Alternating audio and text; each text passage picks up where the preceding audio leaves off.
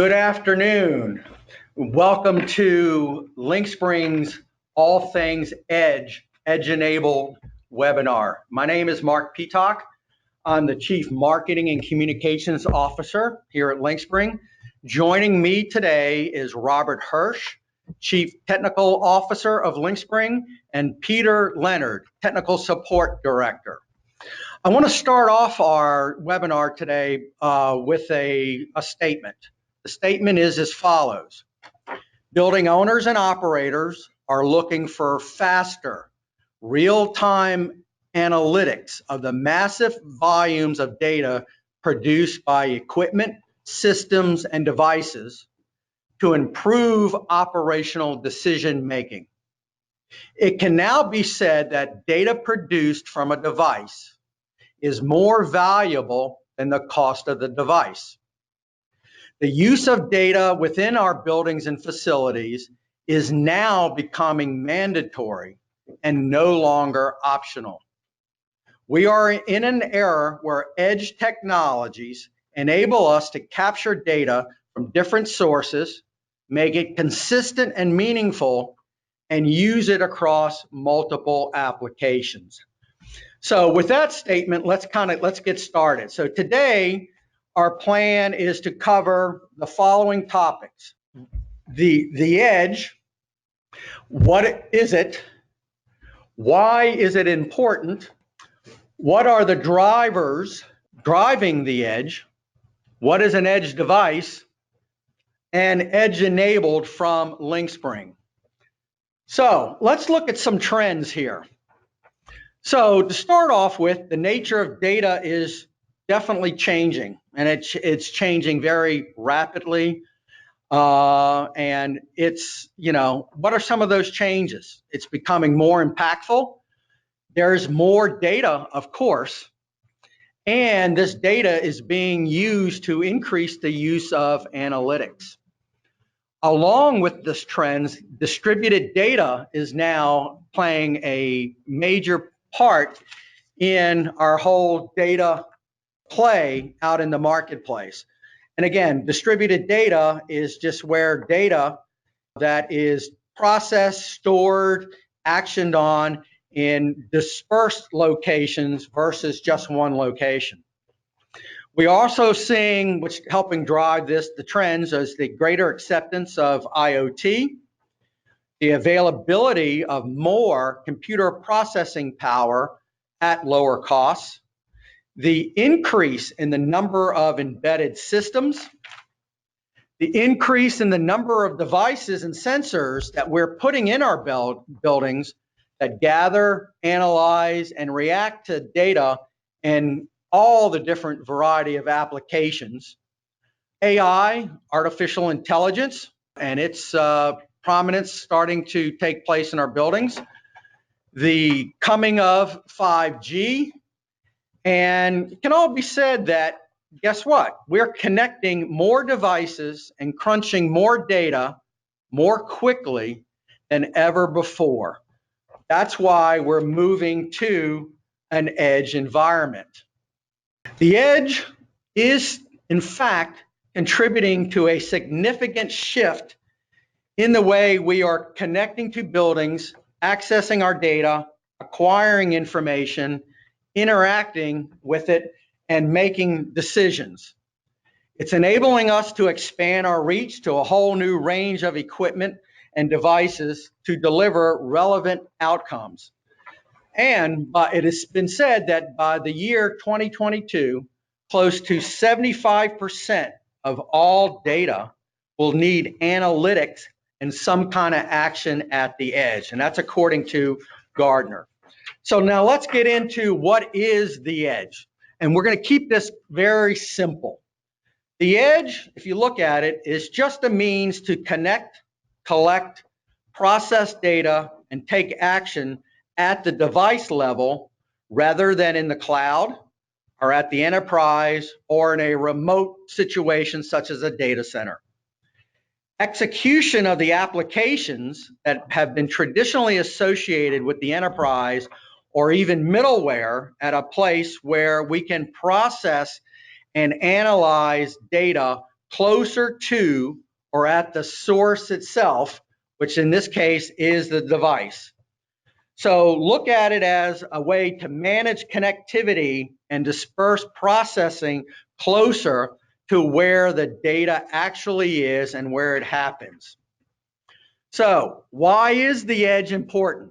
Well, in some cases, there's some connectivity, data access, and analytics that need to be done for sure at the device or at that equipment level. The edge is where these assets truly are optimized and data that is to be gathered is utilized and actually lives or resides. The new outcomes that we're starting to see require real time. So the edge is a perfect place where this happens. The cost of the bandwidth and the transportation costs or the bandwidth limitations and speed also are now starting to take a major role in how we look at data, process it, and things like that. And also trying to manage the entire data manageability part of it. So, what are some examples of edge devices? It could be equipment deployed at the end of the network and is delivering connectivity, computing services, and processing some type of transactions at that local level. Some examples could be RTUs, meters, sensors, chillers, submeters, security cameras, some controllers such as plant level, application specific programmable controllers, gateways, routers, wireless access points, field devices, lighting. Some of the other things, the true drivers, if we kind of look at this from the true driver thing, is what's driving this? It's the breadth of connectivity options we now all have available to us. The amount of data volume, which I said early on, the insufficient bandwidth that is available, in many cases not available, a cost, the sovereignty and compliance rules that many vertical markets now have to apply and run with, the new and the number of applications that are out there as devices become more intelligent, the whole IoT, intelligence, software, and apps are playing a much bigger role. The real-time data requirements, the power and the smartness, as I mentioned earlier, of the hardware that is now available because of higher capacity, more computer power, and so forth and so on. Edge devices, and they're affordable. Open systems, open source, open programming, the whole open movement, IoT, and one in which we're particularly seeing LinkSpring here is the flattening of the architecture. So ultimately, when you look at what is the benefits and some of the values that the edge can give folks is speed, reduces the latency reduction, scalability, security, network bandwidth conversion, and reduce op cost, data in real time, and so forth and so on. So, when you look at the edge, and we've heard a lot about the edge and the cloud, and, is there a difference between the edge versus the cloud? We look at it, there are 4 key reasons or differences. Latency, the cost of moving large data sets to the cloud, you got to be concerned with security threats and network congestion. However, people need to interact with their equipment and devices in real time. Latency matters. I'm here, I'm right now, I'm gone in seconds is essentially what we're looking at. But as I said, there is a difference between edge and cloud. However, the cloud and the edge are not mutually exclusive. The cloud will continue to evolve and play an important role in this. The edge will not, and I repeat, will not replace the cloud, but rather complement it. In an ideal situation, you should have an edge with cloud model, and it won't come down to an edge versus cloud. It will be cloud with the edge or edge with the cloud. So with us, I want to talk a little bit about Edge enabled by LinkSpring. So with us, back in 2015, we started to realize the importance and the growth and the opportunities in and around the edge. So we developed two product lines called Genesis Edge and Onyx. And to give you a little bit of background into our Genesis Edge products, I'm going to turn this over now to Robert Hirsch, CTO, to tell you a little bit about the Edge, Genesis Edge 534 and the Genesis Edge 514. Robert. All right, thank you, Mark. This is Robert Hirsch, and I'd like to now speak to you about the edge controllers that LinkSpring manufactures and distributes that will and does enable the realization of those trends that Mark just spoke of. We'll start here first with the Edge 534. The Edge 534 has been with us for almost 2 years now. It really took the market by storm. It's the first ever fully programmable Niagara controller with hardware inputs and output points. But best of all, it not only incorporates and has Niagara embedded on it, it also provides those I/O, like we said, but also has the connectivity through Ethernet, IP, and serial. So you can connect serial buses, IP buses, so on and so forth, that you're traditionally may be familiar with when using PC1 or 6000s in the past or 3000s in the past, and Jace 8s with I/O. The product is built on our Onyx platform. Our Onyx platform is typically a open source originated platform with a number of things like Linux and so on and so forth. Now, the Niagara framework that it hosts runs on either 4.4, 4.6, 4.7. 4.8 is under consideration right now. It just was released and made available to us. Again, like I said, 34 points of I/O are on board. What's especially important about I/O is that it's expandable with 34XM extension modules. You can literally add up to 300 or so points of hardware I/O with an Edge 534, typically suitable for large plant control solutions or distributed systems that require a single controller. Now, the Edge 534, like I said, was introduced about 2 years ago, so it really does exemplify the flagship Edge controller of our portfolio. The next product that was recently introduced to the market is the Edge 514. We can go through these points, but typically it's really a smaller subset of I/O of the 534. It's got a smaller footprint. It's got 14 points of I/O rather than the 34, but really it exemplifies everything else that the 534 does. It has Niagara embedded on it. It is internet connectivity with IP and serial included. Traditional integration capabilities that you're familiar with, interoperability with open systems, and so on and so forth. And it continues to expand our portfolio of controllers, applications, and solutions.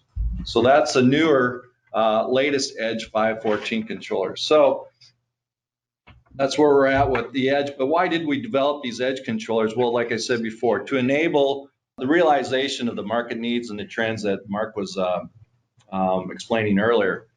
But as LinkSpring goes, our business objectives, many of them include our specialization, our advancement, and our leverage of the Niagara framework. LinkSpring has been working with the Niagara framework since the late 90s, and we continue to press the envelope of where to apply Niagara, and these Edge controllers are exemplified just that, and we continue to do that as well. At the end of the day, our value proposition is to then continue with Niagara framework with Edge controllers and eventually provide a single control solution that's made entirely of Niagara. with the trends that we've seen, E2E is very important. Edge controllers provide that edge piece. So our use cases that we'd like to share with you is, so an Edge 534 has I/O, Edge 514 has I/O, pretty much exemplify the same processor power, Niagara and everything else. Is really the use case where you apply the controller where the points are, where there's 34 points or more needed, or 14 or points needed. But typically a 534 will be perfectly suited for smaller buildings or distributed amongst multi-site or larger buildings. Now you don't just have supervisors, you just don't have a Jace in a building. We are now distributing multiple edges within the building, so the instances of Niagara in a particular building is now multiplied by as many edge controllers that are applicable to that building's assets. Some of those assets include equipment control. Now we're looking at, hey, we can put Niagara on univentilators, makeup air units, air handling units, terminal units such as that. Plant controllers, like I said before, we can extend I/O to incorporate large plant controls, and whether it be standalone or incorporated within a third party's building automation system or a Niagara building automation system. Also includes the standalone systems with distributed control needs. There's a lot of factory provided OEM distributed systems out there that require a intelligent controller like an Edge. However, it's contained within its system and it needs to be interoperable with a multitude of products as well. This top line here, when I think this is the most, well, not the most, but it is quite a highlight to me. The Edge 534, the Edge 514 controllers are now a legitimate alternative and a legitimate replacement consideration to traditional programmable backnet and line controllers. All right, so welcome to the party, Edge. It's not just backnet and LAN that we're specifying Edge controllers as well. So we have a competitive product available to you today in the 534 and the 514. Not only can it be an alternative or replacement, it can eliminate other types of bridges or gateways that are typically needed to bridge that gap of where their serial connects to IP, and the Edge controllers eliminate that need as well, or minimize it at worst. Again, extending Niagara into equipment and plant controls, like I said before, or again, it's not necessary that it's within a Niagara system. These things can operate standalone or in a third-party system as well, because it can represent itself as a backnet or Modbus device to other building automation systems. What are our benefits? Niagara benefits. Well, these products are all available in Niagara 4, as I said before. 4.4, 4.6, 4.7, 4.8 is forthcoming. Should be around the corner here soon. It leverages your Pro Builder or Workbench tools. It exemplifies itself in communications through the FOX protocol, but also it's interoperable, so it can be backnet or Modbus as well, as a client or a slave. So thus, if you're a Niagara person already, you've made those investments, you're good at Niagara, we're just extending and maximizing your investment in Niagara as much as we possibly can with Edge controllers. It just adds to what you already done. It doesn't create any other cost overhead for you to be able to program it or work within the environment of an Edge 534, because it is the Niagara that you know, all right? No new training, no certification required as well. Here's some examples of deployment benefits. Faster deployment times, reducing setup, reducing complexity, ability to add your own value-added applications, the stations, the drivers, the modules that you used in Jace 8s or Jennies or PC6s, and they're transferable to the Edge controller as well. All right. The footprint of if you haven't seen it yet, the 534 is about, I think, 4.5 by maybe 6 inches. That's its footprint. Now remember, that's with 34 points of I/O. So you have a very small non-intrusive controller. They're very high powerful programmable controller with a very small footprint. Now the 514 is the same height, but its width is probably another 2 inches less than the 534. So it's about a 4 by 4 inch device as well. Now you just add I/O to that, and you can see where the value and the propositions come with this. It's a smaller programmable controller. You need less space to install it. When panel work comes into play, the cost of panels were reduced because the size of the panel is can be smaller than usual. Okay, some attributes of the product itself. I think I'm starting to repeat a little bit, but it is a Niagara controller. It can work in the Niagara network. It's just plugged right into the Fox Niagara network. All right.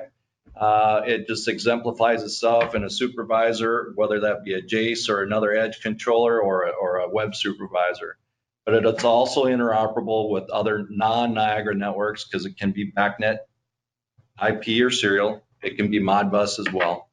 It's extensible with additional I/Os. We have other extensions that are available, including Monet wireless sensors are going to become available here very shortly. We have a 534 integrated with 4G remote access. That's going to be released shortly.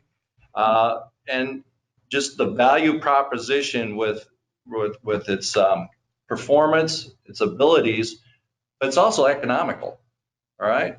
Economical in upfront costs and economical in its installation. You have I/O on board, and it's a smaller footprint, and you get all the power that you normally would expect from a LinkSpring controller. All right, easy, it's small, I/O, easy to program, use Niagara like we said before. All right, product advantages. Here's some technical information you can probably chew on a little bit. The Onyx technology is supported by open source solutions. Hey, we don't start with a blank sheet of paper. We leverage communities that develop specifications for open source use. Helix is based on a Linux OS distro. The smart module, LinkSpring smart module, which is part of our build set, leverages the BeagleBoard community. Edge is enabled and powered by Niagara Framework. Hopefully everyone listening to this webinar is familiar with the Niagara Framework and understands the value proposition that Edge provides when Niagara is on the controller. You don't require another Jace to talk to an Edge. You talk to it directly because Niagara is on it and is fully programmable. We've done a number of security assessments and vulnerability testing. The ... indicates that I cannot share with you those folks. They asked me not to advertise the fact, but we have some information if we need to work together that we can show that the product is secure from a cybersecurity perspective, and the vulnerabilities have been recognized and patched and hardened. The following approvals so far are listed here and typical of a building automation controller. I said before, it's scalable. We have eminently 4G release for cellular on a 534, Monet sensor support on a 534, Zigbee and Ocean are some things further down the road in our roadmap.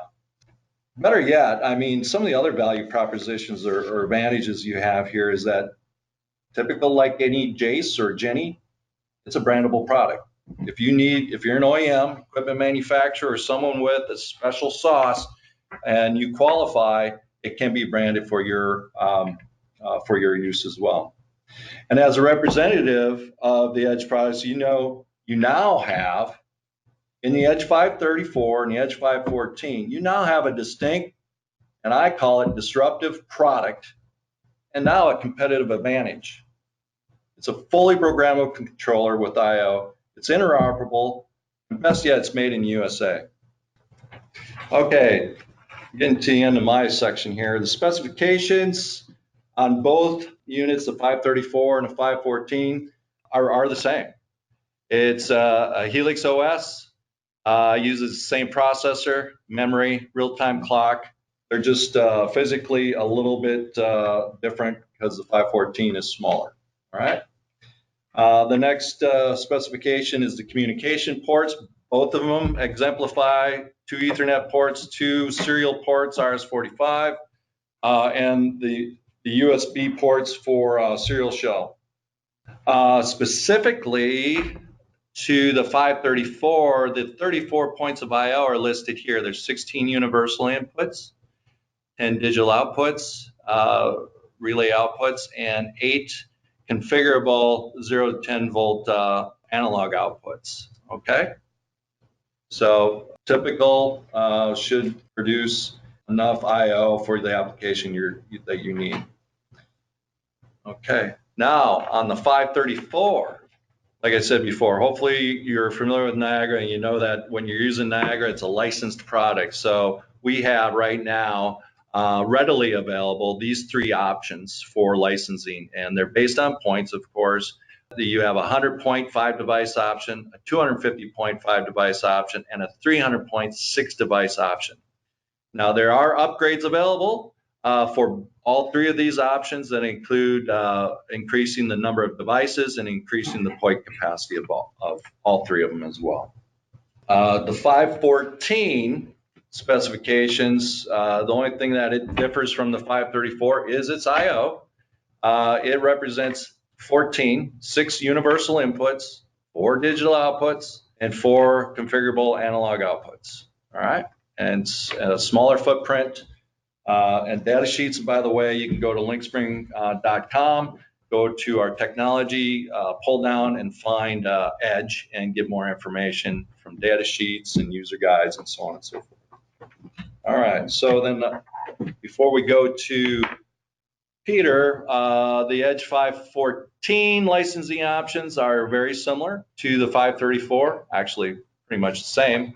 100 points, 5 devices, 250 points, 5 devices, 300 points, 6 devices, and of course, it's eligible for upgrades like increasing the number of devices and the point capacity.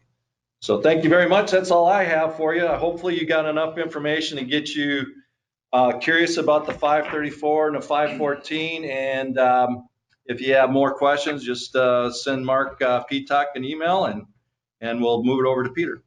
Thank you, Robert. This is Mark again. Before Peter starts, I just want to remind everybody if you've got some questions here, we will try to address many of them on the webinar today. Just use the chat function, and we are in fact getting several questions, of which once Peter has completed his presentation, we will start addressing many of these questions. So Peter, thank you. Good afternoon, guys. I think basically what we wanted to show you here is that kind of like proof that this is indeed a Niagara product. And I just basically hooked up to a 534 and a 514 and just printed out the screens just as you'd see them in Niagara. This is what you see. It's no different than really looking at a Jace. So at this point, you're looking at the nav tree, you're looking at the station. Here you can see the platform is basically identical. There are some very minor differences, and one reason why we wanted to show you this is to show you a couple of the minor differences between us and a normal Jace.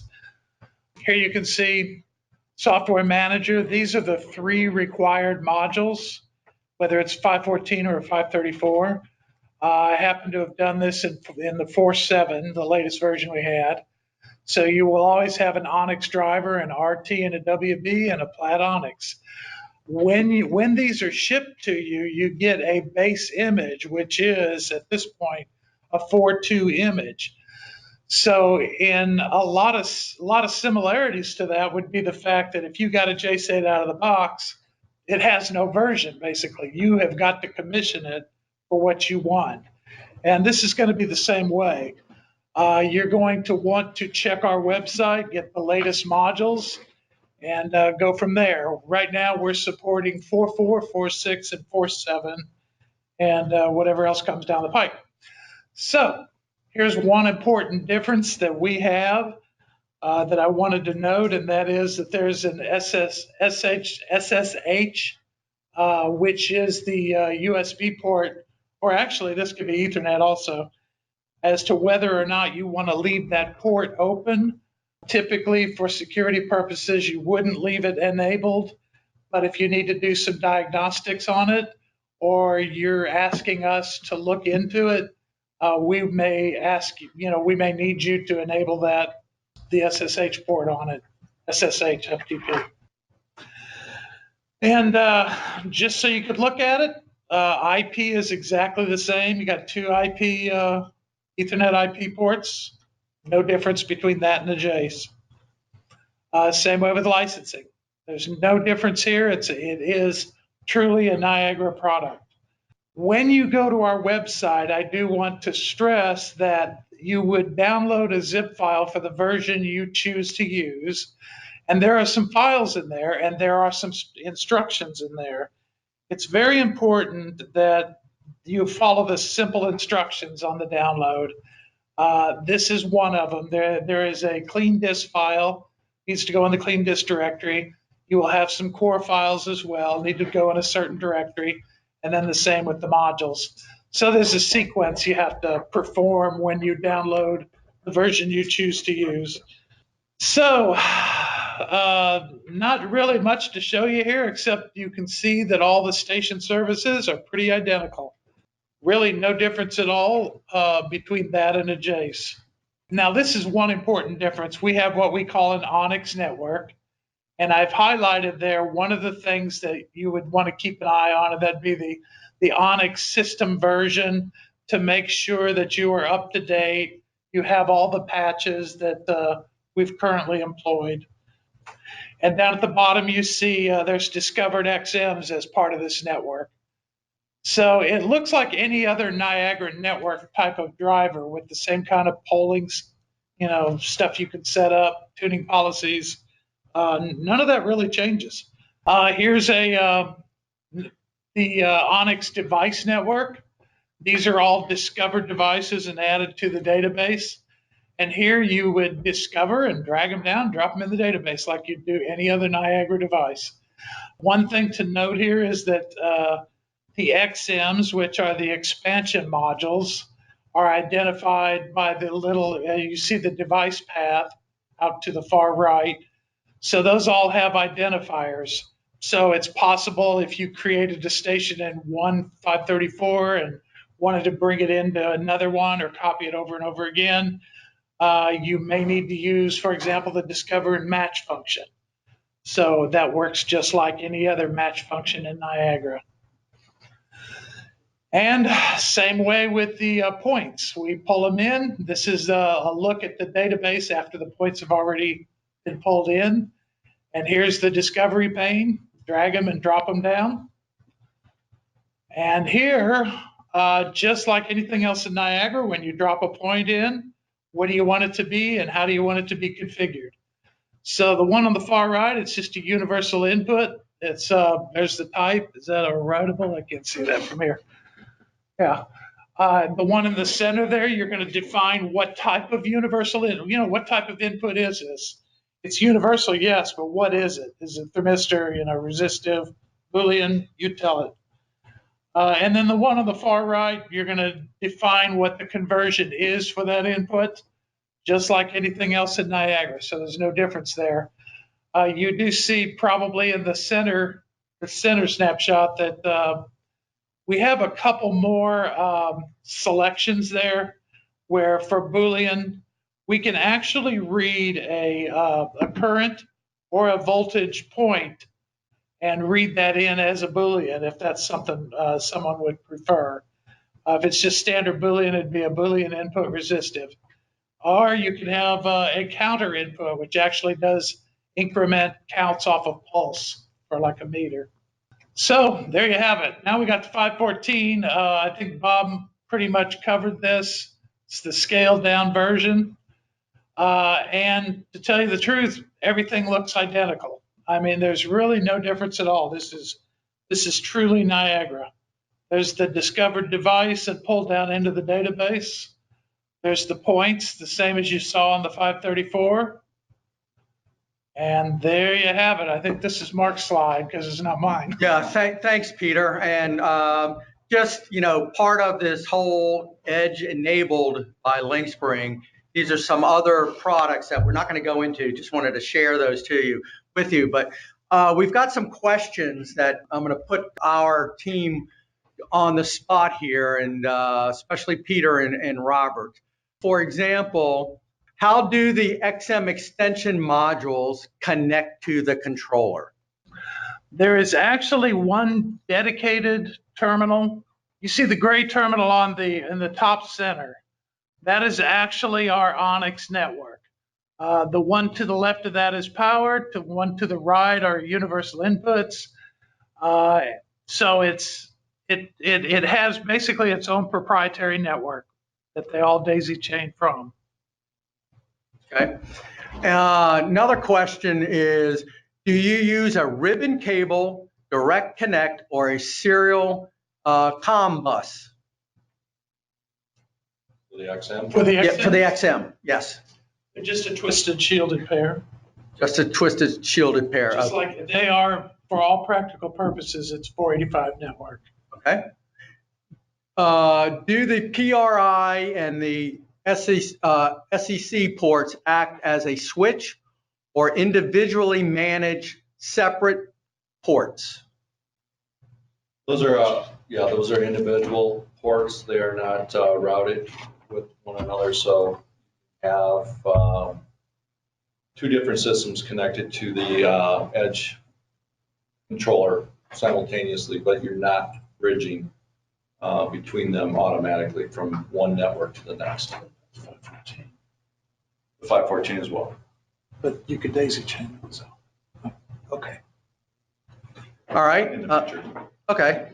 So when using a supervisor, does each controller count against the Niagara network connection license? If you have a Niagara limit on your Niagara network, if you have a device limit on there, yes. In other words, if you get a supervisor 10, you're limited to 9 connections plus that supervisor. So yes, that still applies. Gotcha. So that. All right. Couple more questions we got here. Can the edge sit on a COM to a Jace for supervisor integration, or does it have to be a Jenny? Making sure there's not some embedded programming or engineering tool in the Jenny similar to that of a Spider to a Jace, for example. No, it exemplifies itself like any other Niagara device, like a Jace. So once it's connected to another supervisory, whatever it might be a Jace 8, or it could be a Jenny 8, because it is an open branded product. So anybody can connect to it with their Niagara and integrate it. So again, it can be virtually any brand Jace. As long as they're not limited. Yeah, I think the question is they're concerned about any special proprietary configuration tools. Right. No. Niagara Workbench all across. Okay. Since Niagara is embedded, how do you deal with the licensing of these controllers? Just like any other Jace or Jenny controller that you may have worked with in the past, the license is exactly the same. It exemplifies itself just like those licenses, except it may have a different feature set. It may have a different global compute capacity, so on and so forth. But it's the same license. You have to get a license for each one of these units. Okay. What protocols are these controllers capable of? Only Fox, or are they capable of BACnet IP, for example? BACnet IP, Modbus, and we have not tested our entire library of drivers. Some have been tested, some haven't. So if it's a 485 network, it should be capable of handling it. Mm-hmm. There's a question here, how much did the cost be for a 534 and 514? Whoever submitted that, just reach out to Mark, mark.peacock@linkspring.com, and more than happy to provide that information. Is 4G available with Canadian carriers, or will 5G be as we bring out the 534 4G enablement device? As of today, the 4G launch that's integrated with onboard the 534, not the 514, on the 534 is enabled for the Verizon network.